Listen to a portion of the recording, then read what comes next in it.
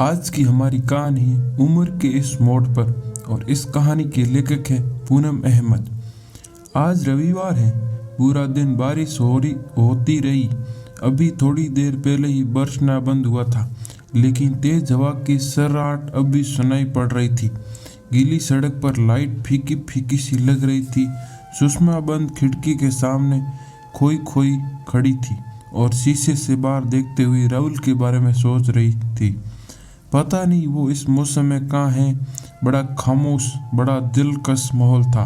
एक ताजगी थी मौसम में, लेकिन मौसम की सारी सुंदरता आज आसपास की सारी रंगीनियाँ दिल के मौसम से बंधी होती हैं, और उस समय सुषमा के दिल का मौसम ठीक नहीं था। विशाल टीवी पर कभी गाने सुन रहा था तो कभी न्यूज़। वो आराम से मूड में था। छुट्टी थी, निश्चित था। उसने आवाज़ दी, सुषमा क्या सोच रही हो खड़े खड़े? कुछ नहीं, ऐसे ही बाहर देख रही हूँ, अच्छा लग रहा है। यश और समृद्धि कब आएंगे? बस आने वाली हैं, मैं उनके लिए कुछ बना लेती हूँ, कहकर सुषमा किचन में चली गई। सुषमा जानबूझकर किचन में गई थी। विशाल की नज़रों का सामना करने की उसमें इस समय हिम्मत नहीं थी। उसकी नज़रों में इस समय बस राहुल के इंतजार की बेचैनी थी। सुषमा और विशाल के विवाह को 20 वर्ष हो गए थे। युवा बच्चे यश और समृद्धि अपनी अपनी पढ़ाई और दोस्तों में व्यस्त हुए तो सुषमा को जीवन में एक रिक्तता खलने लगी। वो विशाल से अपने अकेलेपन की चर्चा करती। विशाल, आप भी काफ़ी व्यस्त रहने लगे हैं, बच्चे भी बिजी हैं, आजकल कहीं मन नहीं लगता।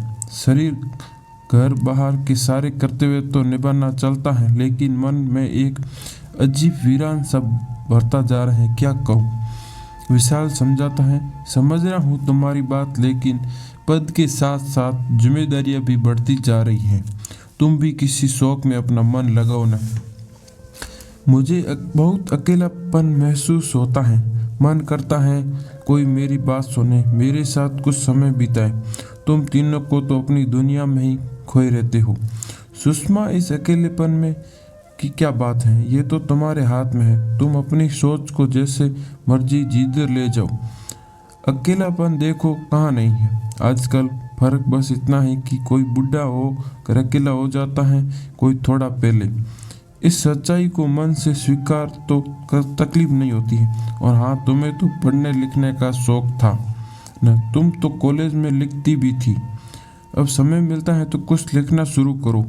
मगर सुषमा को अब अपने अकेलेपन से इतनी आसानी से मुक्त होना मुश्किल लगता। इस बीच विशाल ने रुड़की से दिल्ली आए MBA करने वाले अपने प्रिय दोस्त के छोटे भाई राहुल को घर आने के लिए कहा, तो सुषमा राहुल से मिलने के बाद खिल ही उठी।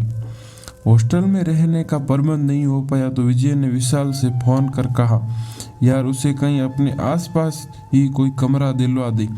घर में तो सब लोगों की चिंताएं कम हो जाएगी।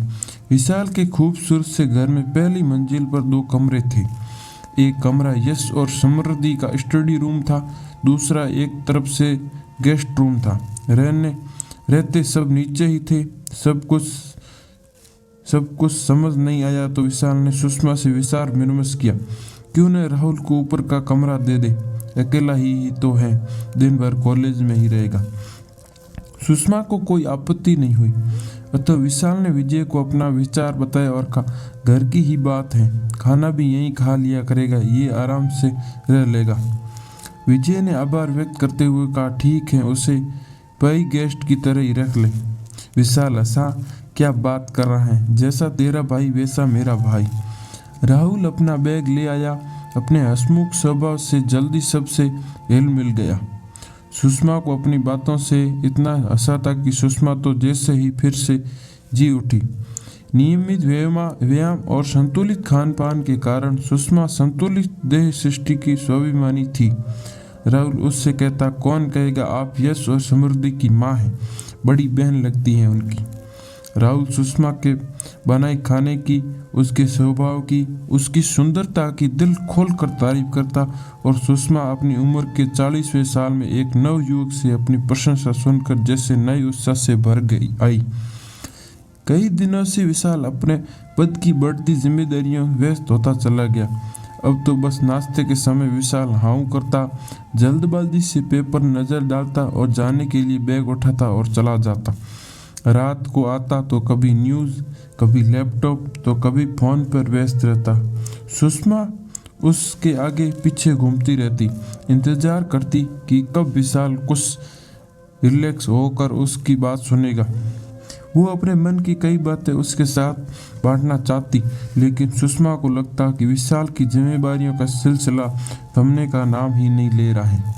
उसे लगता एक चतुर अधिकारी मुखटे के पीछे उसका प्रियतम कहीं छुप सा गया है। बच्चों का अपना रूटीन था।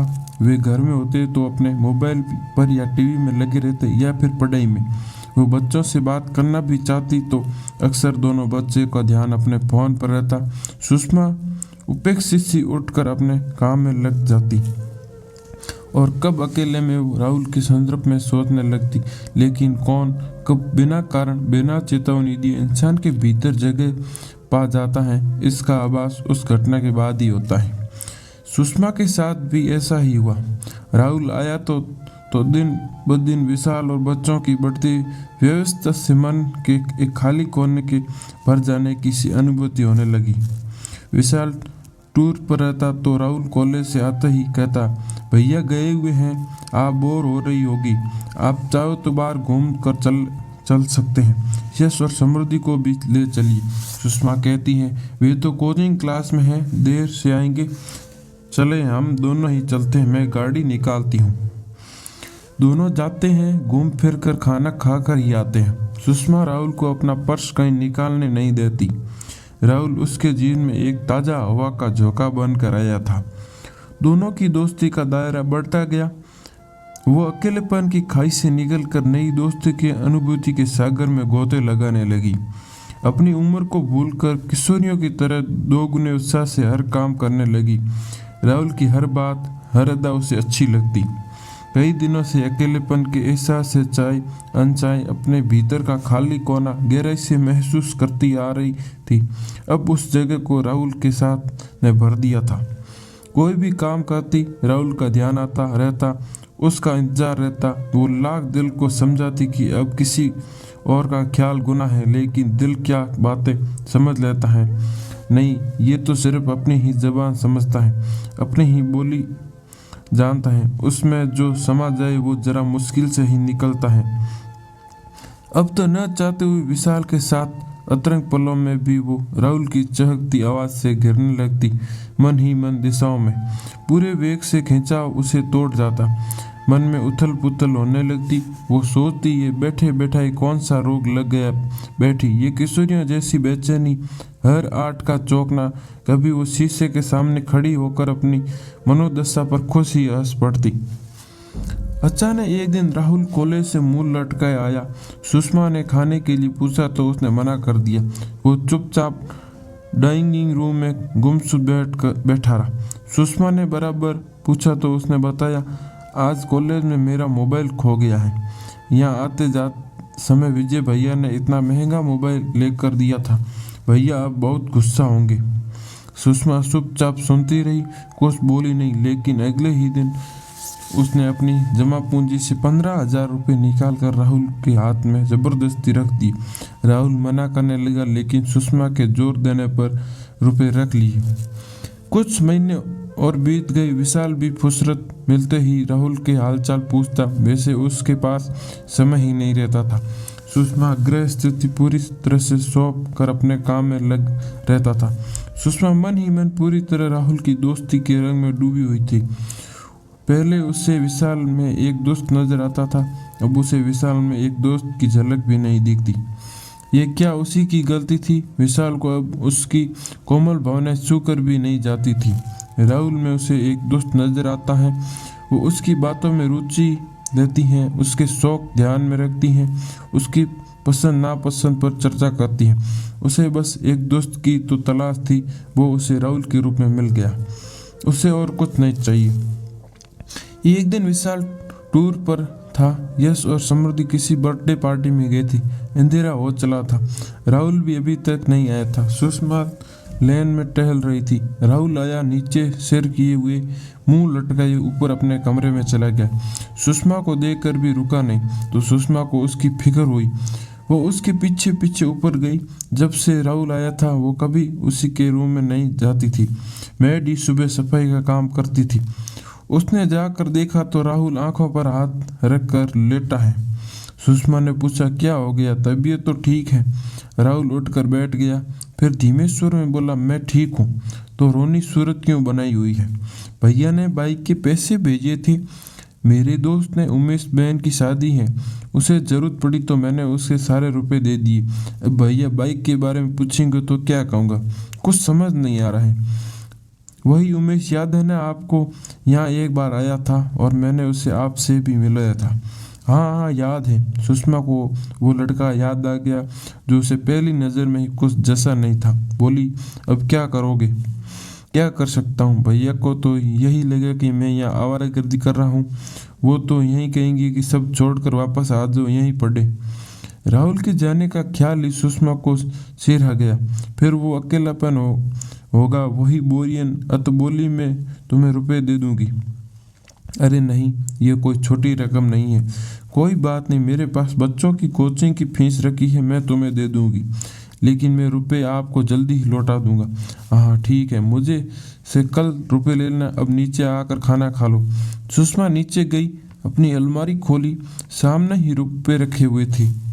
सोचा अभी राहुल को दे देती हूँ, उसे ज़्यादा ज़रूरत है इस समय। बेचारा कितना दुखी हो रहा है। अभी जाकर पकड़ा देती हूँ, खुश हो जाएगा। वो रुपए लेकर वापस ऊपर गई। राहुल के कमरे के दरवाजे के बाहर ही उसके कदम ठिठक गए। वो फोन पर किसी से धीरे धीरे बात कर रहा था। न चाहते हुए भी सुषमा ने कान उसकी आवाज़ की तरफ लगा दिए। वो कह रहा था, यार उमेश, मोबाइल और बाइक का इंतजाम तो हो गया। सोच रहा हूँ अब क्या मांगूंगा। अमीर औरत से दोस्ती करने का तो यही तो फायदा है। उन्हें अपनी बोरियत दूर करने के लिए कोई तो चाहिए, और मेरे जैसे लड़के को अपना शौक पूरा करने के लिए कोई चाहिए। मुझे तो ये भी लगता है कि थोड़ी सब्र से काम लूँगा तो वो मेरे साथ सो भी जाएगी। बेवकूफ़ तो है ही, तो सब कुछ होते हुए भटकती घूमती है। मुझे क्या, मेरा तो फायदा ही है उसकी बेवकूफ़ी में। सुषमा भारी कदमों से नीचे आकर कटे पेड़ सी बैठ कर पड़ गई। लगा कभी कभी इंसान को परखने में मात का नजर आ जाती है। नजरें ऐसे जैसे कोई पार की चोरी का कांच को हीरा समझ बैठे। तीखी कचोट के साथ उसे स्वयं पर शर्म आई। इतने दिनों से वो राहुल जैसे चालाक इंसान के लिए बेचैन रहती थी। सही कह रहा था राहुल, वही बेखूबी कर रही थी। अकेलेपन के एहसास ने उसे के कदम जिस राह पर बढ़ चले थे। अगर कभी विशाल और बच्चों को उसके मन की था मिल जाती तो क्या इज्जत रह जाती उसकी उनकी नज़रों में। तभी विशाल की आवाज़ कानों में गूंजी, अकेलेपन से हमेशा दुखी रहने वाले नियति को कोसते से तो अच्छा है कि हम चीज़ों को उसी रूप में स्वीकार कर लें जैसी वे है। तुम्हें ऐसा करोगी तो खुलकर सांस ले पाओगी। इस बात का ध्यान आते ही सुषमा को कुछ शांति सी मिली।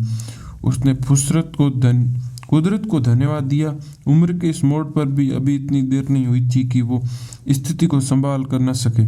वो कल ही राहुल को यहाँ से जाने के लिए कह देगी और ये भी बता देगी वो कितनी बेवकूफ़ नहीं है कि अपने पति की कमाई दूसरों की भावना से खेलने वाले लड़कों पर लुटा दे। वो अपने जीवन की पुस्तक के इस दुखद अध्याय को सदा के लिए बंद कर रही है ताकि वो अपने जीवन की नई शुरुआत कर सके। कुछ सार्थक करते हुए जीवन का शुभारंभ करने का प्रयत्न तो वो कर ही सकती है। अब मिले जुले आंसू उसकी आंखों से बह निकले, लेकिन अब सुषमा के मन में कोई दुविधा नहीं थी। अब वो जिएगी अपने स्वयं के सजाए सवेरे लंबे अपनी खुद की नई पहचान के साथ। अचानक मन की सारी गांठें खुल गई थी। यही विकल्प था दीवाने मन का। उसने फोन उठा दिया और राहुल के भाई को फोन कर दिए गए पैसों की सूचना देने के लिए और उन्हें वापस मांगने के लिए। धन्यवाद दोस्तों। आपको ये स्टोरी कैसी लगी हमें कमेंट करके ज़रूर बताएं। अगर आपको अच्छी लगी तो अपने दोस्तों के साथ शेयर जरूर करें।